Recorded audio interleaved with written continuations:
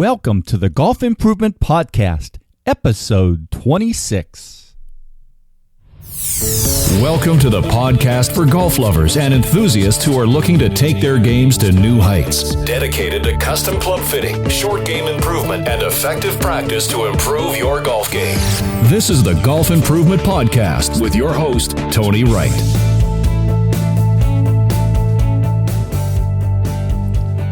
Hello, this is Tony Wright from Game Improvement Golf in Oak Ridge, Tennessee, with the Golf Improvement Podcast, dedicated to bringing you useful information on custom club fitting, short game improvement, and effective practice techniques to take your game to new heights.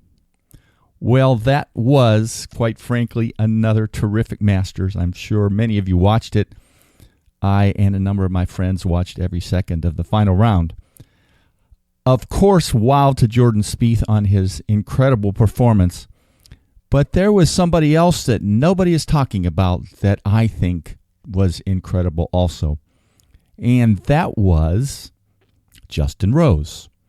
He simply performed. I think there was at one time he birdied 8 out of 10 holes between the Saturday round and the Sunday round.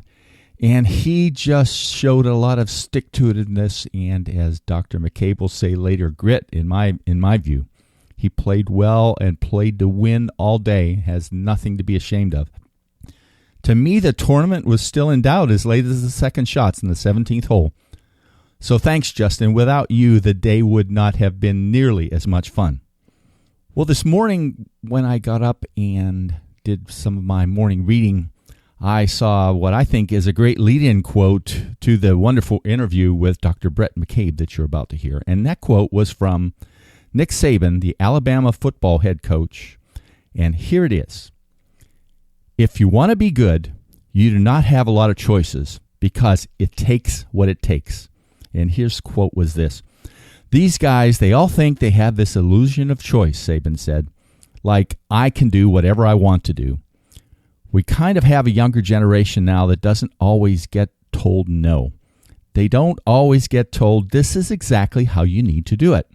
So they have this illusion they have all of these choices, but the fact of the matter is the actual quote, if you want to be good, you really don't have a lot of choices because it takes what it takes.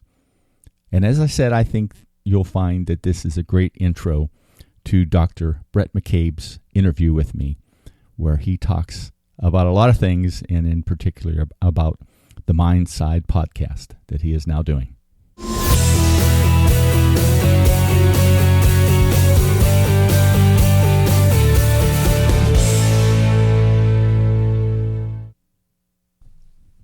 Hello, this is Tony Wright with the Golf Improvement Podcast, and I'm really excited today to have all of you learn from Dr. Bhrett McCabe, who's a performance and sports psychologist. I first learned of Bhrett from Richie Hunt, who is a very interesting guy who does a lot of sports statistics, golf statistics.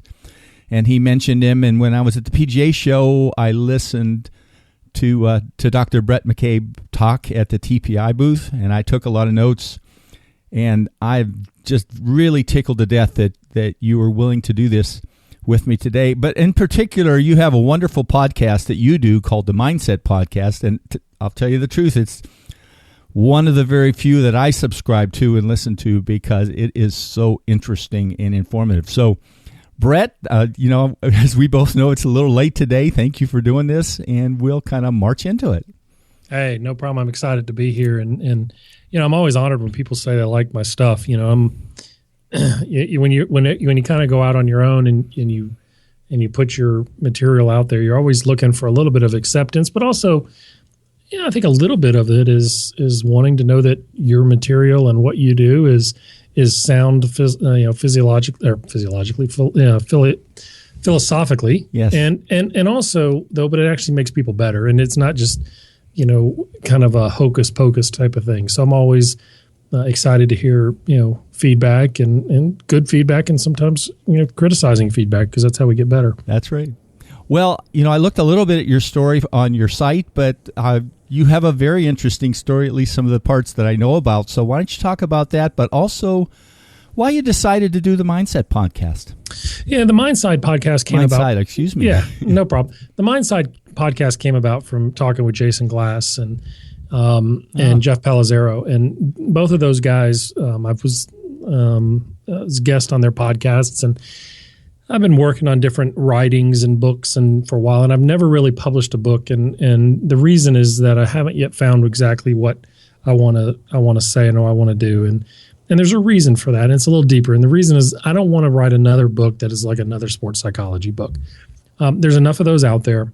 And when I read them, I kind of go, okay, I got something out of it. Yeah. But I've always been a guy who's read books in other areas, biographies and biographical stories and things like that, where I can learn from somebody in that perspective. So a podcast gave me the opportunity to say, look, I want to get my material out there, but I also want to use the contacts that I have around me.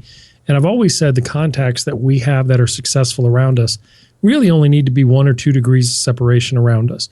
There's great things that happen on a daily basis around us. So when I decided to launch the Mindside podcast, it was more or less about getting out my philosophies and ideas and then using the people that I know and the people that I'm interested in to kind of say, okay, look, and I always say I want to turn the turtle upside down. I don't accept the status quo, and I don't accept the most commonly held beliefs, because a lot of times those most commonly held beliefs really don't have anything to back them up. And so I wanted to challenge those things. And so we started the podcast with just kind of a rolling start and to kind of get a feel for what we want to do. And I like the direction it's going. I mean, we're just getting started. We have some things coming up in the next month or so on really challenging the 10,000 hour rule and challenging the Mylan perspective and things like that to say, look, I'm fortunate. I was growing up, my mom and dad used to always tell me, look, if you want to be accepted in your field, go get the highest education you can and challenge yourself academically. And that's what I did. And I'm one of the few sports psychologists out there that's a clinical psychologist or a licensed psychologist. Most people who work in this field, unfortunately, don't have a license and they don't have that level of training. And I'm not saying that from a snob standpoint. I'm saying it from the rigor of what I went through. To me, it's important, and the public doesn't know that. And oftentimes they tend to get misguided. Not saying mental skills coaches aren't effective. That's not what I'm saying. What I'm saying is the public sometimes needs to know where you went to school, what your degree's in, how does that relate to sports performance. So I got in the field of psychology because of my own challenges playing ball. Yeah. I was a pitcher at LSU, and I was really struggling, and I had some really good success early on. And then I got injured, and that injury forced me to explore things because I was ready to quit, because I started becoming so internally focused on the way I threw. Every time I pitched, everyone always told me what I was doing wrong, and nobody ever said, this is what's working for you. So I became so focused on my mechanics and trying to recreate what I had at one time versus saying, what do I have today? And let me go out and play with what I've got and be the best with what I do have and be externally focused. And so it sent me down my path of being a psychologist, and I got my PhD in clinical psychology, and I trained and specialized in medically ill patients and patients who were really, really ill, people who were in the hospital for other reasons like pneumonia, chronic pain, cancer, life-altering things. They were mentally ill, but also physically ill, or physically ill and having their first brush with mental illness or mental psychiatric issues. Yeah. And I wanted to know how one side of the spectrum functioned in order to work with the other side. So in order to work with the best of the best, you have to understand how the people who are struggling at the heart's core are really functioning, in my mind.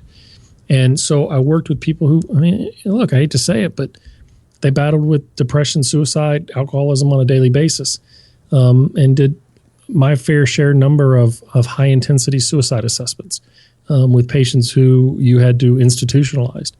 And so I went from there and I went to Brown Medical School up in Rhode Island, where I did my internship, which is a 1-year internship, and worked with some very, very top-notch professors up there who were some of the revolutionary psychologists in the way the mind-body interaction happens. And when I got done, I worked in pharma for a little bit because I wanted to understand how big institutions perform. When you're dealing with $1 billion drug, success and failure is at a different perspective than making a putt. So it was about a journey for me. I knew I was always going to come back and work with athletes. but I didn't feel like I was ready. So I spent some more time, and I worked, and I spent 8 years in pharma until I opened up my own practice. And so all that was important for me to understand, to say, look, I'm not out here until I'm ready. And when I was ready, I had a lot of learning to do, and I'm still learning every day. The Mindside podcast is part of that. It's about understanding how, I have no problem picking up the phone and calling Dr. Duckworth, who wrote the book on grit, and interacting with her, interacting with Sian Balak, who wrote Choke. Why? Because I'm interested. And I always learned early on in my life that my mom always said, if you want to learn from people, ask them questions. They'll always answer them. So that's what we're doing with the Mindside podcast. And my evolution is about being hungry and thirsty to learn more through my own struggles, but also to help my clients. And hopefully my training, my background, my education, and my experience with my players will prove that out. And if not, I'll just keep learning. There you go. I'm actually listening to Choke right now. I do a lot of listening to audiobooks, and it's a fascinating book. Yeah. A lot of the research that we see in sports psychology comes out of on how individuals, how students learn. And I think that's why sometimes you see sports psychologists that come from the educational background. But I think, testing kids to say, okay, how do they function in this perspective? But, when they're taking a test, but I also want to know how like a pilot does it. When, I always say I want my pilot to fly in bad weather better than they fly in good weather. I want to know how a surgeon thinks. And I want to know how a surgeon thinks under high intensity pressure. So the book Choke is brilliant. I think she did a great job with it. So we have so much to learn from so many people out there. Yeah. And I listened to your recent one too, with a guy that, goes out there, on, I don't know if it's a daily basis, but with the law enforcement people. And yeah. Oh my gosh. He's funny. He, if the end of the world comes, you want to go to his house. He's probably got more firearms in his house. I mean, he's a collector. Yeah. But what makes him so cool is that he's really well trained. But when you're kind of a trauma-based surgeon, you're not afraid to push yourself and get out of your comfort zones. It's what I call breaking the fishbowl. Yeah. And Dr. Khan is a close friend of mine, and it was fascinating talking to him because we started talking one day in the workout room, and I said, "How do you handle pressure?" He said, "Well, you get trained for it." But he said, not everybody handles it. So sometimes it's okay to be in a low pressure environment. He said, I like to be in the ER. I like to be in the post-car accident things. He said, I don't want to see the person struggling, but I also want to believe that if there's anybody who could do it, I want it to be me. And that's what led him to working in the SWAT team, because he was like, I love adrenaline. And he pushed himself. My roommate in college is a trauma orthopedic surgeon, and he's going to be a guest coming up. Yeah. Why? When it hits the fan, who do you want to be standing there? Do you want people who run away or people who run into it? We do need some people to run away because we need the ones to go get reinforcements. And we're going to talk about that kind of breakdown style coming forward.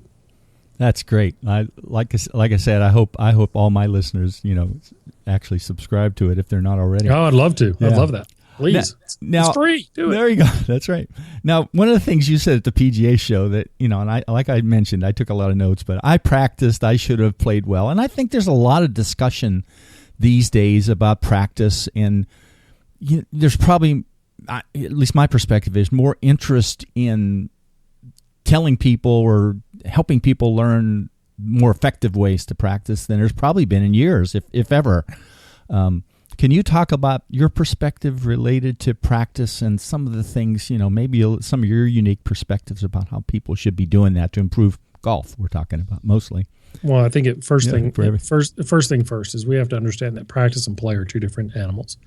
We prepare. It's like studying for a test. And if I gave you a book and I said, I want you to study these 5 chapters on American history of the Revolutionary War, you could study the material in that book in the class notes that you took, and you could study and read that stuff 10 times, take notes, have study groups, but you know that it's a finite amount of information. So when it came time for the test, there's not a lot of variance that's going to occur. You know what the questions are going to kind of be about. Well, we sometimes try to take that same mentality and apply it to our sporting environment. And what happens is we go out there and say, I've practiced chipping, I've practiced free throw shooting, I should be ready. But the game is a variable. It's not a fixed environment. So it's constantly changing. So we practice on the range. We hit balls. Let's talk golf. We hit balls, we hit balls, we hit balls, we hit balls. There's no variance in our lie. There's no variance in our distances. There's no variance in our mentality. You got people hitting next to you. You got an open, what I call a bombing range, and then we try to be snipers under competition. Yeah. It doesn't work. And so we have to understand, okay, we can't change that. But what we can do is put practice into its proper perspective, which is it's in here to prepare me so when I go out into the unknown that I have my tools available to me. Not that I know what I have, meaning I know I can hit a cut 7-iron from this flat lie to an open green that's surrounded by nothing. That doesn't mean anything to me. So what I want them to do is say, look, I've done the work. And I believe in a periodization approach, which is all practice has 3 phases to it, which is the first phase is a warm-up. The warm-up has no purpose other than to get the muscles loose and the body moving. I don't care where you hit it, and I don't care how well you hit it. Then we move into what I call foundations. Foundations are the proactive things that you know that are keys to success in that facet of your swing. So if it's full swing, most of the time there's 1 or 2 things that are in your swing that are the keys, that every time you go back to take a swing lesson, or what I call a swing session, because you know how to swing the club. It's not a lesson. Yeah. When you go back to do a training session with your coach, they always come back to those 2 or 3 same things for you. Well, let's ingrain those, and let's do it proactively in the beginning of practice. Then after we master those, then we go to our performance practice, which is our variable practice. But I don't like the words random and variable, or block and random, because practice shouldn't be random where I just randomly pick targets. I want it to have a purpose, and the purpose of performance practice is to challenge ourselves and is to push ourselves and to do different things and to get out of our comfort zones and to hold ourselves to some periods of time where failure is an option and then other times where it's about confidence. But if we do the foundations first, then you always know what you have in your swing. Now, there may be a time in practice where you do 70% foundations and 30% performance. Maybe you have a tournament in 2 weeks and you're learning something new from a swing mentality. But as you get closer to a tournament, and even the day of a warm-up, it should be about 20-80. And that's how I believe. Why? Because you know it's always there. You don't have to go find it. And second, you're doing it proactively when the mind isn't emotional yet. When I was at I went to the Tour Championship with my younger son, and I watched him on the range, and almost everybody was kind of hitting, sort of bombing balls down the range. But the one guy that didn't do that was Jim Furyk. Yeah. And he hit balls almost 90-degree angle. He didn't hit them over the water. I don't know if you're familiar with that range there. Mm-hmm. But he was doing what, and who the people think has the best, if not one of the best short games. It's him, because he had an absolute purpose about what he was going to do there. And that really struck me when I watched him do that. Yeah, and look, I'm fortunate enough to get to work with quite a number of tour players and be around some really, really top-notch guys and women too on the LPGA tour. And they'll tell you, look, our practice sometimes gets loose and we lose focus. And by having a structured practice, it helps them be more efficient. And that's what it's all about. It's not how many balls you hit. That's why I can't stand the 10,000-hour rule. It's about how well you do it in the time that you have. And when you buy a new puppy dog, it's really hard, particularly in your first dog, to put them in a crate and to train them and to be a little forceful and to demonstrate who's the alpha. Yeah. But if you don't do it, the dog becomes miserable and the dog is unhappy because the environment is so unpredictable for it. People and dogs, we want predictability. Why? Because we can thrive under predictability. Well, if we practice the same way every day, why wouldn't that help us out? So, we go out there and we know what we can control and we control it, but we also go into it the mentality of tomorrow when I step across that line and now I'm in the competition world, it's unknown. It's not figure skating where I'm doing the same routine over and over again in a fixed environment. It doesn't matter what skating rink I'm in. It's about a variable environment that I have to adapt to. And how good can I adapt? How well can I trust the tools that I have? I tell this story a lot is, if you have a master carpenter, they can use every tool in their box. But more importantly, they can tell you why every tool works the way they do. And they can also be creative with every tool they have.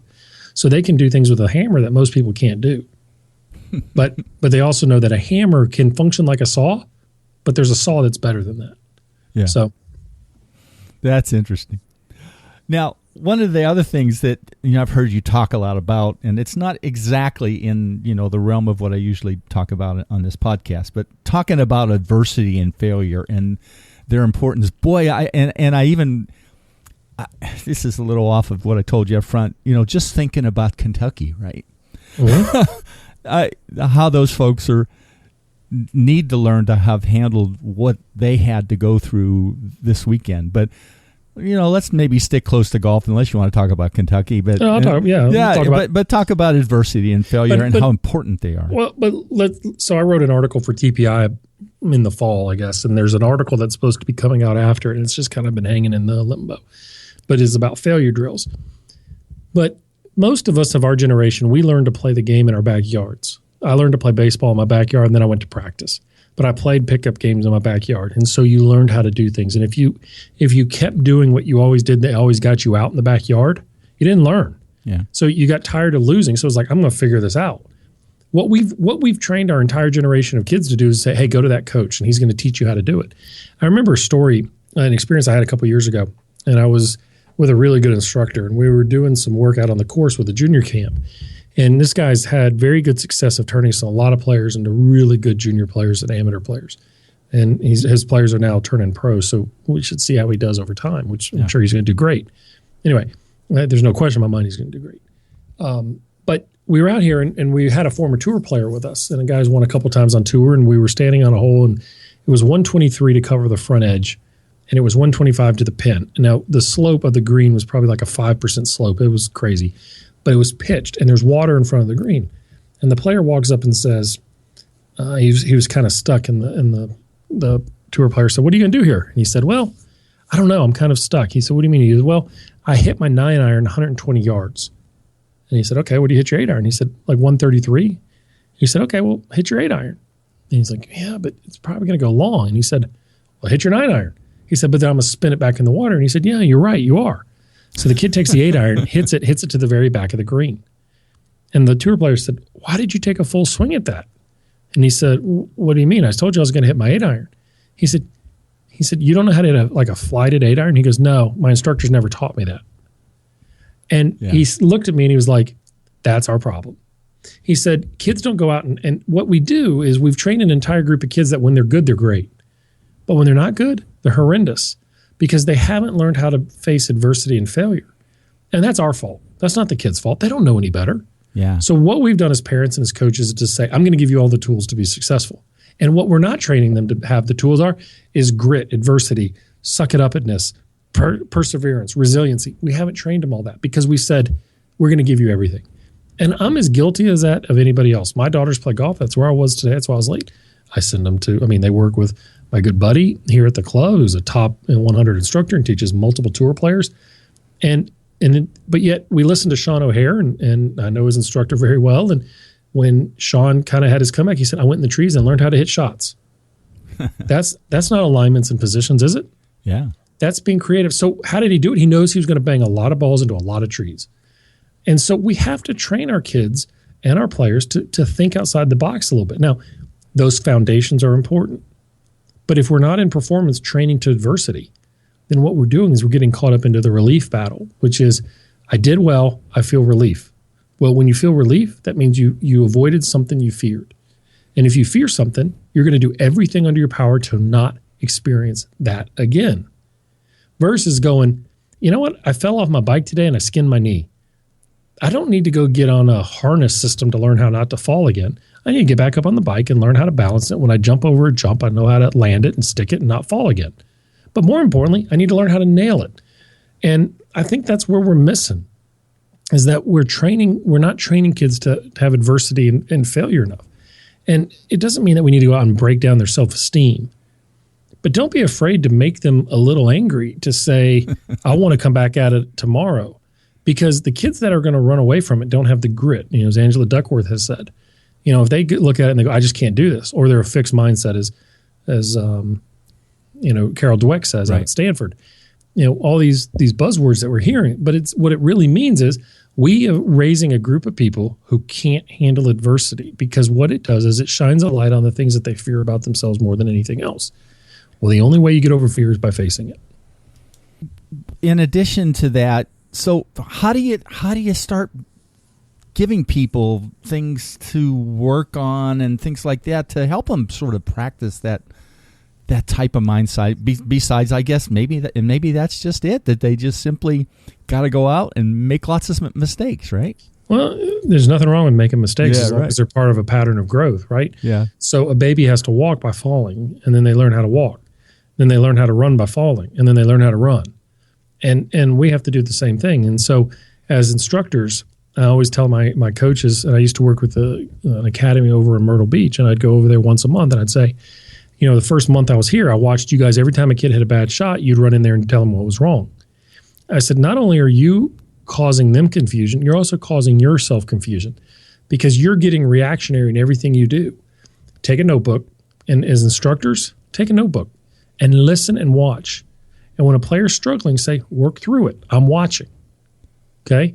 Yeah. And go back to what I taught you, as opposed to saying, here, do this. Oh, do that. Here, do that. Then what happens is you're teaching there's a quick fix for everything versus, wait a minute here. I think I know how to do this. So let's take a step back. Learning is a three-step approach. And this is important for everyone to understand. And this is my perspective is being in learning situations and understanding how things go about doing it. When a player comes to you and says, I want to take a lesson, they usually come to you because there's a reason. Nobody ever comes to you and says, you know what, I just won the last 3 club championships, but I want you to screw with my swing now. Okay? They come to you and say, you know what, man, when I get under pressure, I tend to snap hook it. Okay, so let's take a look at it. And so there's always something. So the first thing a coach should always do is ask really why they're there. So, okay, good. I'm listening. Now, they hit some shots. And you give them 1 or 2 little things and you clarify it to them. And all of a sudden they're like, man, it's wonderful. And they go into the honeymoon phase where everything is easy. It's like first getting married. Man, there ain't nothing wrong when you're first married. Everything you do with them, you love it and it's great. It's wonderful. Everything's superb. But then you move out of when you get a day or 2 away and you try to go out and prove it and validate it. You've told all your buddies about how good you're hitting it on the range and you're taking this amazing lesson, and then you go out and play, and then you move into the deep fog. And that fog is dangerous because the fog hurts and you actually get worse. See, I always tell people you're going to get better before you get worse. And, the old adage is you're going to get worse before you get better. That's not true. You're going to get worse. You're going to get better before you get worse. They get in that fog and they want to quit and they get angry and they get frustrated and they just hate it. And they don't want to play anymore because it hurts. But the players that stick with it, they have a light bulb moment that happens somewhere and they're just like driving in the fog. You're driving and you hit a fog patch. What do? You slow down, you simplify things. And a good player and a good coach understands that they're going to go into the fog. And when they go into that fog, they need to simplify. And when they simplify, they'll find the answer. And when they find that answer, that leads them to mastery because they found the answer. Now, was it part of what the instructor told them? Absolutely. Was it maybe a variation of it? No question, because it has to be translated for the player to understand what that meant to them. And when they work through that fog and they don't quit, they do so much better. But what do we do as instructors is they come back and we panic. I fall into the same, we got to do something else. But players don't want us to hear. They don't want to hear, just stick with what I've told you because it's not working. They don't understand the learning process. So you get in that fog. You've got to work yourself out of the fog by simplifying. But when you hit mastery, get ready because it's going to be great. But it's hard for them to trust it. Now, great players, they understand that. Are they happy? Heck no. Do they rail and scream about it? You betcha. And I can tell my tour players all day long, hey, look, just hang with it. They're like, rah, it's not. Slow down. We'll get there. Yeah. And what you're saying a lot is the great coaches set that perspective up front to them that they should expect those things happen, right? Absolutely. That process to happen. So I do some work with the Andrews clinics here with the fellows, and I go in and I'll speak to them a couple times a year, and I'll work with them when I'm at University of Alabama and working with the athletic department. And I always laugh. I was like, when I'm working with an athlete and they say, oh, I'm in Birmingham and I'm going to see Andrews, there's this halo effect. There's this placebo effect. So if you have post-knee surgery pain with Dr. Andrews doing your surgery, you go, oh, he told me it was part of the process. Okay? And then Kevin Wilk, who's probably the finest rehabilitation physical therapist there is, who works in the Andrews Clinic, is like, oh, no, this is normal. It's no big deal. You go, oh, makes sense. Okay, I got it. But if you go to somebody you don't really trust and they go, well, yeah, I know you told me that, but is it because you know what you're talking about? Or you're just telling me that to get me off your back. Mm. And it's like with an instructor. A player goes to Butch Harmon and they go, well, I mean, Butch said it's going to be bad for a little bit. But I mean, look how many titles he has on that wall. And we as instructors have to understand, one is we're constantly learning, but two, we have to explain to them that sometimes, look, let me we have to check our ego at the door. That's why I tell my instructors to write all those little notes down of the instructors that they're standing behind, so that when their players in the fog, they're not giving them quick fixes that gets them short-term honeymoon effects. Instead, write it down and say, look, afterwards, this is what I saw. But also, so the coach knows, wait, I'm about to tell them something with their club face that we have never discussed before. Well, why have I never discussed it? Because when I was in a rational state of mind, I wasn't panicking that my student was going to fire me. I could look at it and say, wait, club face is a result of this. So let me work on this original foundation, and the club face is going to square itself up every time. Yeah. Wow. Well, one final question for you, and this has been, again, those of you listening, you know where to go. This is Bhrett has a great podcast, and I know it's going to even be better in the future. A couple challenges you want to present to golfers that you think they need to pay attention to get where they want to go. I'm talking about, let's say, the 10 to 20 handicap guys. Let's pick those. You mean challenges that they can challenge themselves with? Well, just sort of what they ought to be attempting to do that they're probably not doing right now. Some of the best things they could do from the practice and mindset standpoint. Well, I mean, first and foremost is let's lower expectations and let's understand that this is a challenge game. It's a game of gaining. It's not a game of holding on to and losing. You don't have anything in your bank. You're not holding on to an 80. The 80 hadn't been earned until you put the final numbers down. So play the hole that you have without fear of consequences. That doesn't mean playing out a strategy. That doesn't mean doing something you're not trained to do. But play every shot as if you had nothing to lose. Think about it. If you played the game with no fear and there was no negative outcomes that could happen, I mean, you may not hit a great shot, but you're not going to get punished. You would play free and loose. That's why people play so great in match play. Because what's the worst that's going to happen? You lose the hole, yeah. You lose the hole, but so what if you made it 22? As long as the other guy made it 23, it doesn't matter. So play without fear, and that's hard to do. Also understand, and from an awareness standpoint, an acceptance standpoint, what really motivates you when you're out there. If you're motivated by trying to get approval from your playing partners about what your score was, you're playing for the wrong reasons. Now, we all fall into the trap, but say, look, it doesn't really matter because it's short-lived. If I have a bad day, I have a bad day. If I have a good day, I have a good day. I want you to know that as players, it's the opportunities to gain. So go out there and gain it. It's all in front of you. Yeah. So that's a big thing. And I think the final thing is, from a preparation standpoint, is have purpose to everything that you do out there training. But more importantly, don't forget to practice your 5 and 6 footers. We take those for granted. You walk up, you hit a couple, and it's like, okay, I've got these. But those are the ones that you're making 5 and 6 footers to save par or even save bogey can really add up.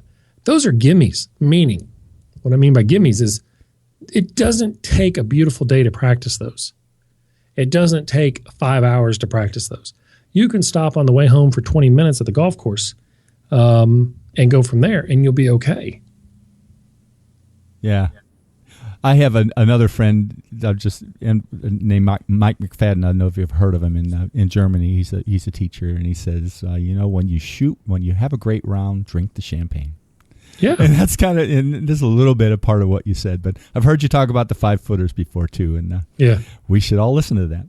Well, Bhrett, this has been a terrific podcast. I appreciate you doing this. For folks that are interested in learning more about Dr. Bhrett McCabe, you can go to www.brettmccabe.com and sign up for his podcast. It's on iTunes, maybe some of the other subscribing areas. I just do mine on iTunes, but I'm sure it's on iTunes because that's where I subscribe to it. Yes, and I'm really looking forward to listening to some of your future episodes. And there's always something to learn from them. So, golfers, I hope appreciate you. Well, I appreciate that, and it's a pleasure to be here. And one thing to remember too is that learning is an ongoing process. If you don't learn, you repeat it. So do whatever you can to learn it from as many different places that you can. You'll always be better off. Thanks again for that. You got it. Thank you very much. Okay. Bye, Bhrett. www.gameimprovementgolf.com.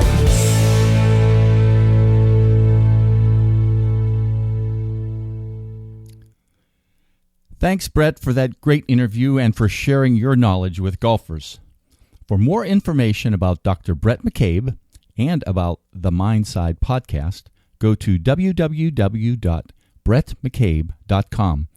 And to subscribe to receive the Mindside podcast on your smartphone, go to the iTunes web link that I've provided in the show notes. Well, this month, now being April, I'm starting a monthly Shoot Lower Scores Day at the Centennial Golf Academy. The first of these days will be held on April 25th from 9 a.m. to 4 p.m. I'm doing 30-minute free sessions for golfers where they will get some measurements done using my Flight Scope launch monitor with their driver and probably their 6-irons to give them a sense of what kind of performance they're presently achieving with their clubs.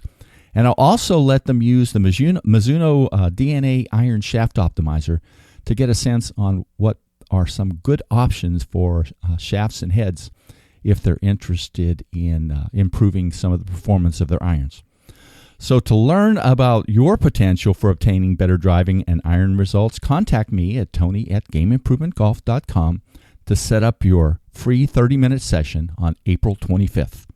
Well, that's it for today. In 2 weeks, you'll get to listen to and learn from Dr. Debbie Cruz, who is an expert in helping golfers understand and eliminate the putting yips. You'll really enjoy this one. See you in 2 weeks.